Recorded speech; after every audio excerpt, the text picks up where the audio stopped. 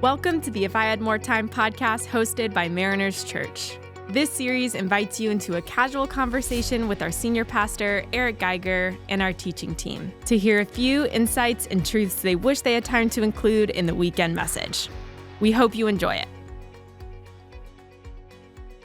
Thanks so much for joining us today for the If I Had More Time podcast. I'm so glad that you are with us, and I am even more excited that Kay Geiger is here with us. Yay, I'm it's here. the best. Eric is always a little more excited about the podcast. I do better. I'm Yeah. better. You're like my second Holy Spirit, baby. I know, I really am. that is you true. fuel me. And we picked you for this particular weekend because of the content of the message, but it does also happen to be Valentine's Day weekend. Oh, That's it right. is. It doesn't get more perfect than this. God knew. we have a bunch of teenagers at our house on Friday night of Valentine's. Oh, not this week, though. They come Sunday. Oh, then we can do something. Probably not. It's always so crowded Yeah, on Valentine's Day. we- We It haven't is. gone out on actual Valentine's Day in years. But we always go out, just not on that day. Right, a couple days before or a couple days after. Aw, that's good. It's Yeah. it's wise. It's Very wise stewardship practical. of our time. Yeah, It very is. practical. I It love is. that. It's- After year 20 in marriage, you start moving very practical. I love. What does it Maybe say even that in before year that. 2 I'm already there? Yeah, yeah. We're Year two- staying in yeah. tomorrow night. That's great. We're in hardcore meal prepping and eating in season. So That's a great we're- season. Yeah. We decided Valentine's Day we'll do a nice dinner in. Yeah, So. for sure. Well, That's we great. are so glad that you're Thank here, you. I'm Kay. happy to Thanks be for here. joining us. A great message, Eric. Thanks so much. It's so helpful, and it's something that all of us have talked about. Probably every person in our church and a church has been in discussions about how we navigate these different things in our world. So Right.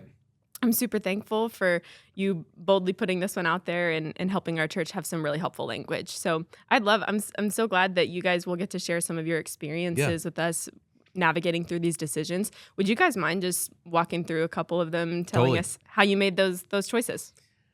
So just to deliver on the promise of the title of the sermon, which had alcohol and Halloween, and obviously Halloween being a festival or an event or a holiday on some calendars, you could have tied it over to Easter eggs, Halloween costumes, Easter eggs, some similarities. So we'll talk about that. And then alcohol is one I think we can talk about for a bit too. So which one you want to start with, babe? Let's talk about Halloween and Easter Great. first. So I have had people who have done some deep dive studies on the pagan nature of Halloween and have a strong conviction that they would never do any kind of celebration of that in their family, with their family. But they weren't jerks about it. They weren't like trying to condemn other people for it. They just, for them, understood. They actually had a very mature perspective of, I'm convinced in my own mind. I'm going to be kind towards others. And I'm thankful, I think I shared this in the sermon, that their cautions did alert to me what kind of costumes the kids would have. Yeah. Obviously, we don't want to play with the occult. We don't want to do stuff at Halloween that welcomes evil spirits. Anything. Of course not, yeah. And we do believe in angels and demons and principalities in the heavenly realms. And so, we believe spiritual warfare is real. Yeah. But we also believe that you can adapt a holiday. So Easter eggs, for example, that one, for some reason, people don't have struggle. Not many people struggle with Easter eggs as struggle with Halloween costumes, right? So Easter eggs for us early on, we viewed that as an opportunity to know our neighbors, to actually invite tons of kids to our house and then share the Easter story with them. Yeah, and I think it's kind of You led connected. that, yeah. Yeah, I did. I think it's kind of connected too because I remember. I think another thing is it goes back to kind of how you grew up. Right. So I grew up dressing up for Halloween. And going and getting candy, and it was fun, and it was never. I don't think I ever thought this is bad in any way. You didn't right? know it was associated with evil because it was never presented to you as being associated with evil. Exactly. Right. So, on Halloween, it was one of my favorite times when our kids were little. First of all, they're girls; they love to dress up, and we were careful about their costumes. They never really asked for weird costumes. Like I don't Doc think. McStuffins and hot dogs and Princesses, Princesses, yeah. But I do remember some kids in our neighborhood would be really scared of the scary costumes, and that was an alert to me. Like, okay, yeah, that's probably maybe not a great idea. But on Halloween, we would walk around our neighborhood with all our neighbors and all those kids. Remember that year we lost Evie? I do. Yeah. Yeah, we found her She's found. eventually. She's Thank been goodness. found. She was so little. Oh my gosh. But anyway, so, we got to know our neighbors. That's how you get to know your neighbors. Yeah. I mean, you're having fun with your neighbors. Hours. Hours Yep. of trick-or-treating. You really do get in a trick or treating in that season of life when kids are like 4, 6, 8 years old. That phrase, Yeah. that time frame. I mean, you get like 3 months worth of time in one night with neighbors in terms of getting to know them. Absolutely. That's so true. And then because you're building these relationships, right? And then Easter comes around, and we would have. I think we did this for years. Yeah. Where we would invite all these same kids. There's so many kids in our neighborhood. Like we had, I mean, 40 kids in the backyard Yeah, doing Easter. Oh my probably. gosh. And so we would just invite them for an Easter egg hunt, but we never tried to pretend like we weren't going to tell the Easter story. Right. So we would say, "Come for an Easter egg hunt. We're going to have bunny cake and talk about the Easter story." You also had some golden eggs. Oh yeah. What was it called? The big one I think you called them the golden egg. and the mega egg. No, the mega egg. the mega egg. Wait, I have to know what was Yeah, in the yeah. mega So we egg. had regular eggs, Yeah. and then there was like 3 mega eggs. And mega eggs, they're like they're these big huge. plastic eggs. You'd open them, there'd be all kinds of candy. I think Kate Money, put like money you in put there. money in Yeah, you those, put yeah. money in there. I remember kids, they would love to come to our house to try to find the mega egg. Yeah. Oh yeah. And so they wouldn't even try to find So the good. little eggs. They're trying to I just remember I remember this one kid. I'm finding the mega egg. Where's the mega egg? Yeah. Did you find Yep. it? He found it. Good. Yeah, it was. So but I think that the investment in them at times like Halloween, playing in the pool of the summer, at the neighborhood pool, I think all those little investments made it possible to invite them to come at Easter and hear the Easter story. Yep. And then again, we would do it in the summer. In the summer, we would have like a backyard kids club. Right. Same kids came back again. So I guess we saw it as like an investment in relationships. And you know what? We saw the payoff of it. We saw the payoff. Right. And so, I mean, we saw kids come to know Christ. And so, I mean, for us, it was And families know that we love their kids. absolutely. Absolutely. Remember that year? I just had a memory. Remember that year that we raised baby chicks so we would have them for Easter? I Stop. totally remember Yeah, this. we did. I have Stop. so many memories of this. Yeah. This is when you were a school teacher. I don't know, baby. I don't know if we can be We- super transparent right now because Why? What was wrong with that? I remember the time that one of the kids dropped an egg in the garage. What? Oh. I don't remember this. And the baby chick died? Yeah, we had like little chickens die in our garage, baby. And remember the time that Evie was like holding you like Yeah, but that one survived. So anyway, I don't remember the dead chick. But what I do remember is Precarious situations. It was We touch and go for a incubated- while. But Kay grew up on a farm. Yeah. So incubating eggs, like she loved it. We would Love it. Yeah. I thought it'd be so fun to have little chickens when the kids came over for Yeah. Easter, you know? And then we brought them to I had a memory just now. We then brought them when they grew up. yeah, we kept them as long as we could in and the then we brought them garage to like a pond and released them. and released them. Yeah. Chickens to a pond? They were ducks. They were Ducks, actually ducks. Yeah, I was gonna- ducks. Yeah, they were Something's not ducks. adding They up. were Yeah. ducks. I think I did chickens at school and ducks at home. It was ducks. It was ducks. It was ducks. Yeah. Aw. Anyway, that was fun. Really anyway, sweet. all that to say, I think that I really believe it's about the posture of how you go about it. And I've always been careful for people who don't want to do those kind of things. Like, Yeah. I don't want to offend them. I think they have a strong conviction, and there's probably a reason they have a strong conviction, you know? Right. I think that's one way to help you be kind towards someone else's viewpoint. Imagine if someone grew up in a home where a season like Halloween was an evil experience. Yeah. You know, I mean, yeah. maybe there was just horrific things that happened in the home, and then this person meets Jesus and then is pulled into a new way of life, doesn't Yeah. want to associate with things that pull them mentally back, or even memories of really dark things that happened. Right. So just assume the best for your fellow brother or sister in Christ when they have a different viewpoint than you, that there could be something beneath the surface that is really causing them to think about that differently. But on the flip side of that, you know, if you're going to be the home who doesn't, you know, give candy on trick or treat, and you know, but we all know you're home, but you don't want us to come to your house.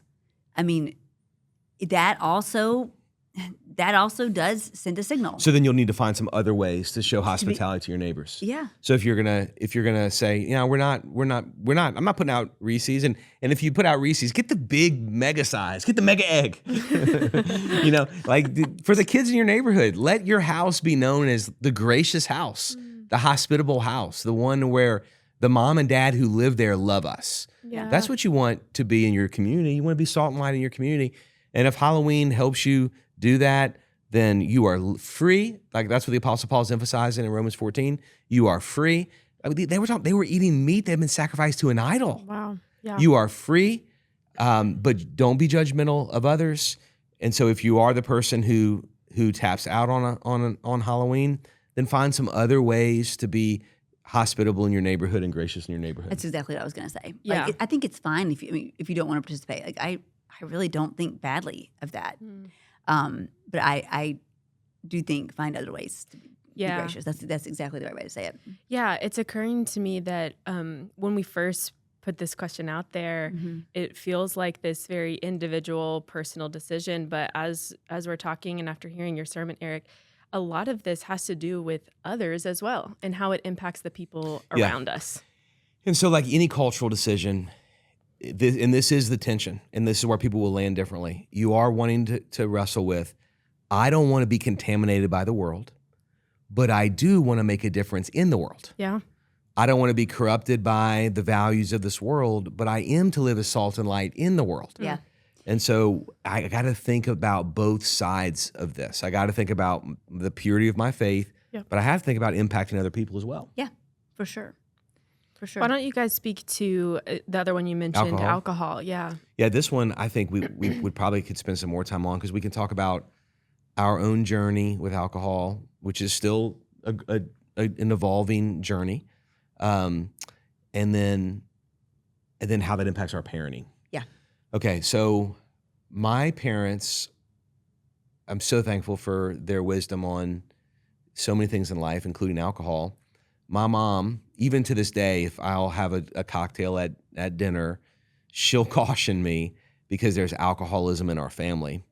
And she has seen what alcoholism can do. And so she's just, Eric, I just want you to be cautious. And I have not struggled with alcohol as a crutch. I have had seasons where I haven't had a drink for a long, long time. And then I've had seasons where I've enjoyed drink a glass of wine with a steak or a cocktail at dinner. So what I've seen a lot of Christians do in terms of alcohol that both sides are wrong, and I think I have been tempted to go to one of these two sides. There are some Christians who will try to show their holiness by not drinking alcohol, and there's other Christians that will show their freedom by drinking alcohol. And so I've seen the like many things in culture, even, and I'm speaking of Christian culture, the pendulum swings a bit between those two. So there's been seasons in life where pastor friends of mine and Christian friends of mine, there was a lot of emphasis on the holiness of God and us walking in holiness. And so a way to prove your holiness was to not engage in lots of things in the world, including alcohol. And so, gosh, I mean, I'd say probably the first 5-7 years of our marriage, I don't know if I drank at all. Did I drink at all? I don't even, I mean, it's definitely not been a prevalent thing. I can't remember. I really don't remember. I mean, early, I don't think I drank at all. And I don't think so either. And then became a season among me and my friends of showing your liberty, which the Apostle Paul is talking about in Romans 14. And I will say, I am free to drink. I can actually drink because not drinking is not what makes me right before God. What makes me right before God is the sacrifice of Jesus. And so I went through a season where I kind of rebelled against myself. It wasn't against my upbringing. I really am, my parents raised me wisely here, but I rebelled against myself, like some rules I put on myself. And I wanted to be free. I wanted to sit in the backyard with some friends and debate theology while having like slow sipping a glass of bourbon. And this is now, I'm like 28 years old now. I'm not 16 now, but I wanted to talk about soteriology in God's providence and man's responsibility while having a cigar and like C.S. Lewis used to. Like that was kind of it wasn't like I'm getting toasted in a club. Right. But I'm enjoying. So the context matters. The context matters. I'm enjoying it as a gift. But I will say, just like anything, think about your physical health. You can neglect your health or you can make an idol of your health. It's really hard to have a healthy view of your body. We tend to neglect our health, or we tend to swing the pendulum away and make an idol of our health. When it comes to alcohol, there's some Christians who find their holiness, and I'm showing how holy I am by not drinking. And there's some that can swing the pendulum, and I'm going to show you how free I am by drinking.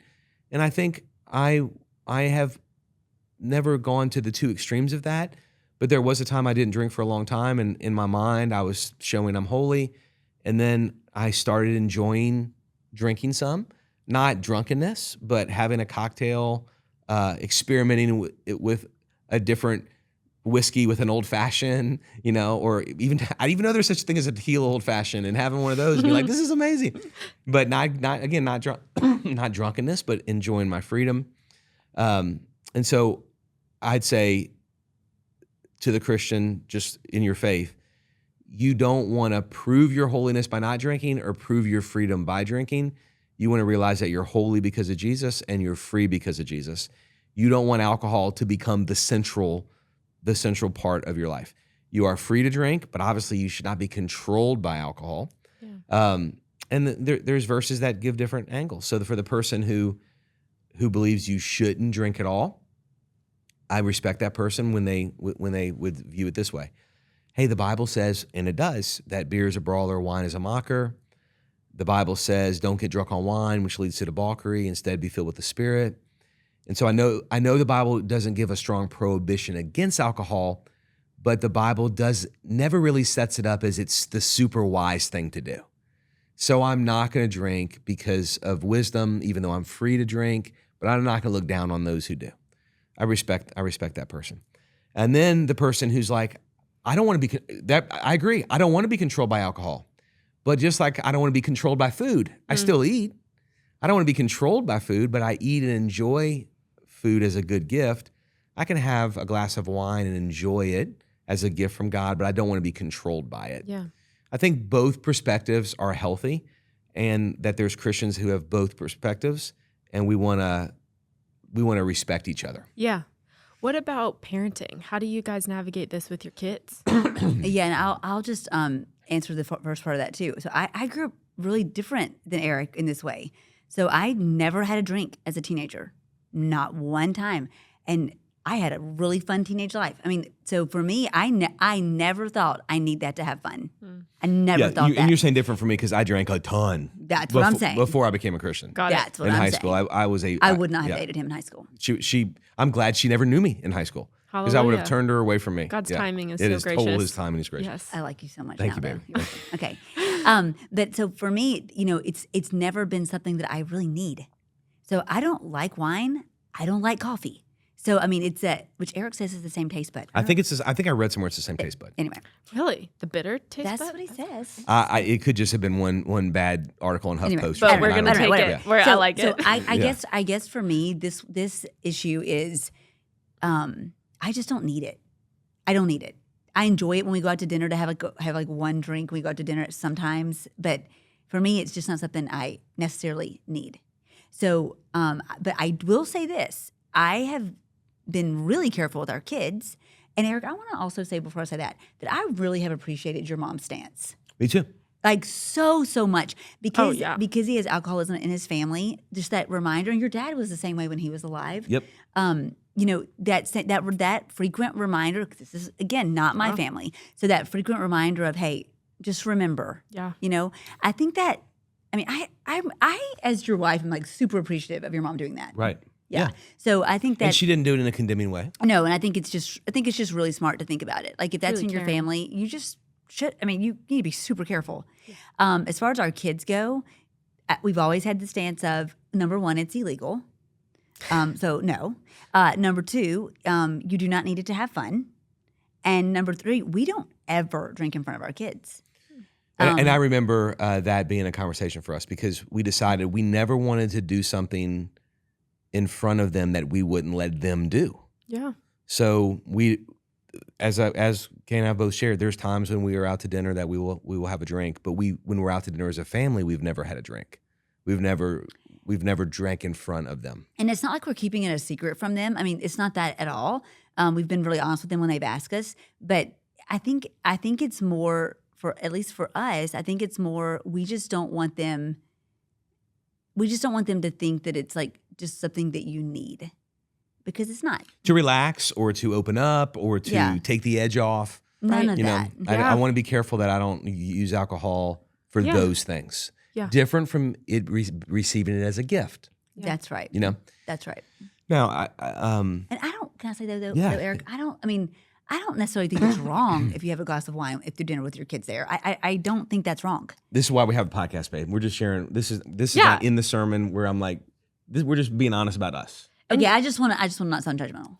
We are not judging anybody right now, Okay, baby. trying to make sure. We're just being honest on us. No, babe. I Come on, babe. asked you how you guys navigate this, that's and right. you're just sharing. Because I That's- could tend to that's be. okay. This is an area where you could tend to be more like of.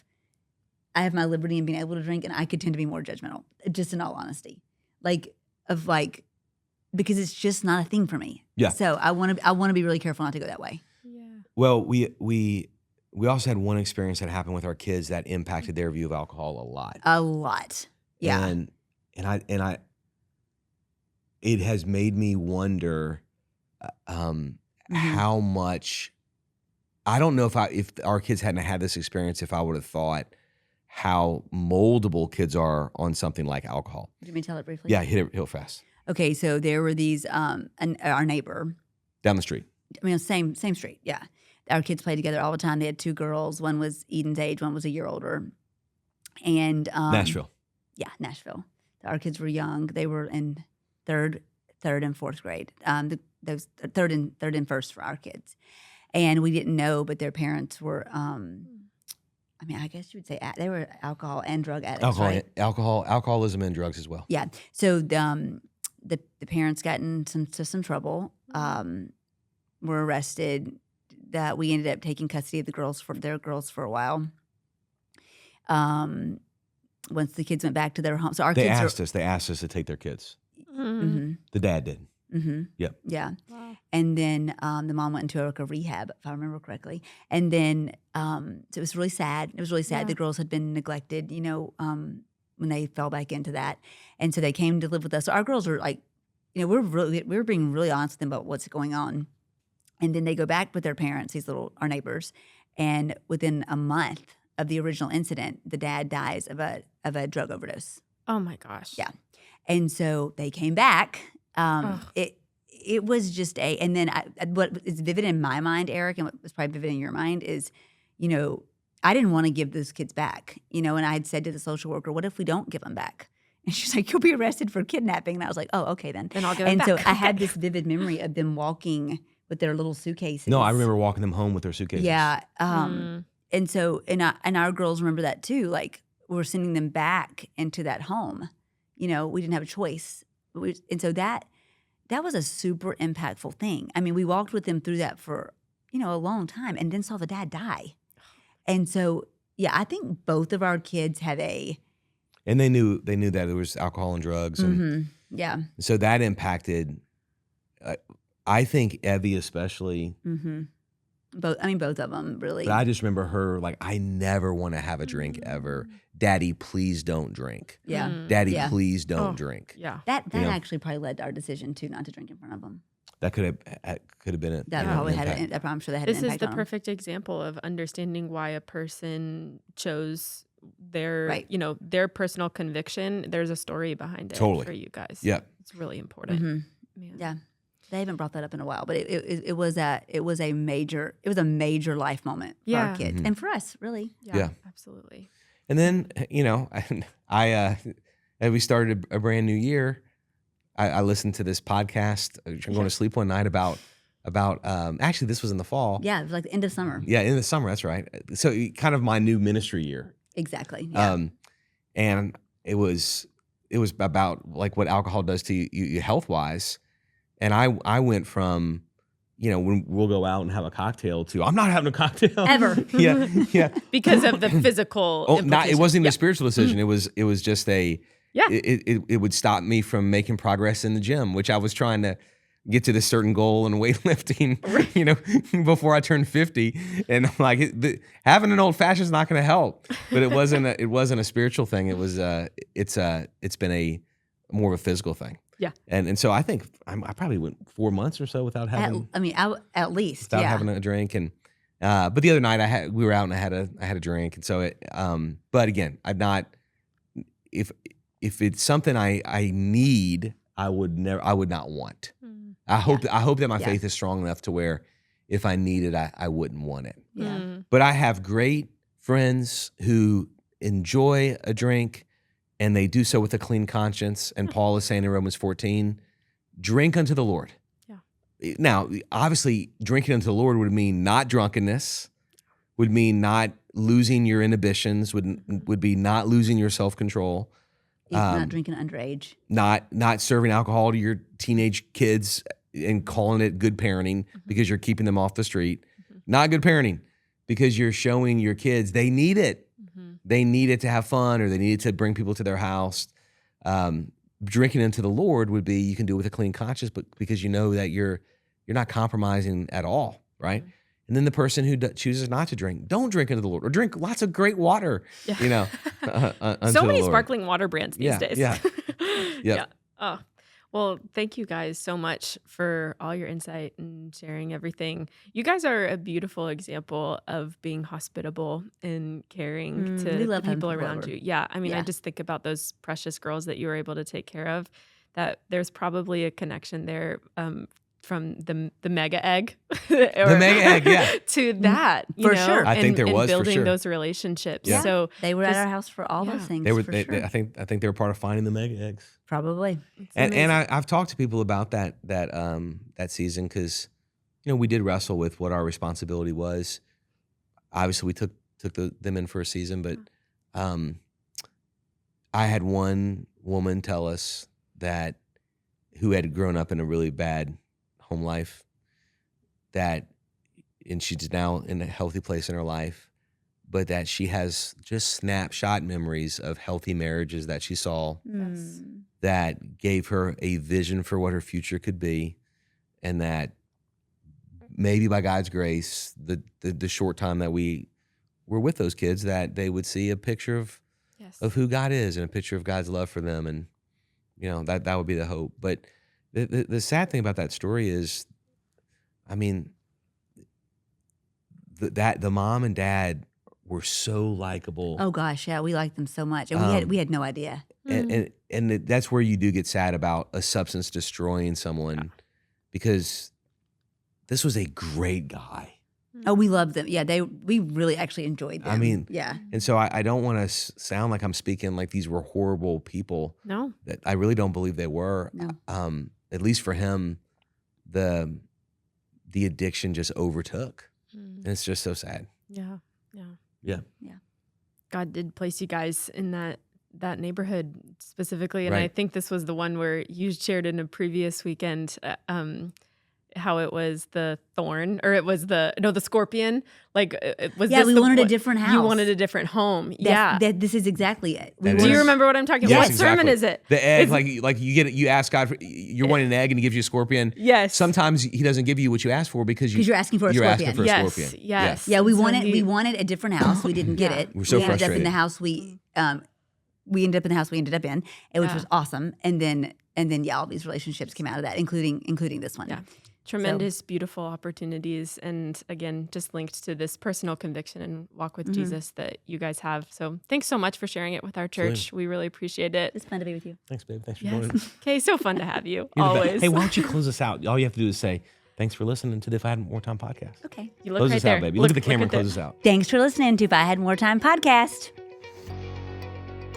Thanks for listening to the If I Had More Time podcast hosted by Mariners Church. We hope to see you next weekend at any of our congregations throughout Southern California or online. To view our locations and service times, be sure to check out our website at marinerschurch.org.